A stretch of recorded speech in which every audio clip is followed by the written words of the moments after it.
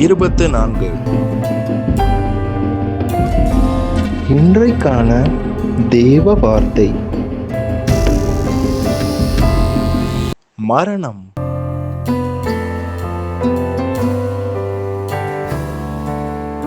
நம்முடைய தேவன் ரட்சிப்பை அருளும் தேவனாய் இருக்கிறார்.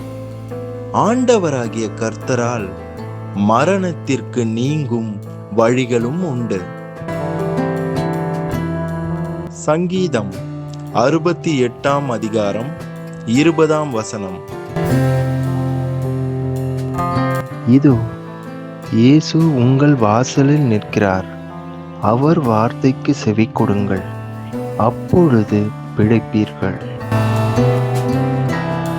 இயேசு உங்களை ஆசீர்வதிப்பாராக. அல்லேலூயா. ஆமேன்.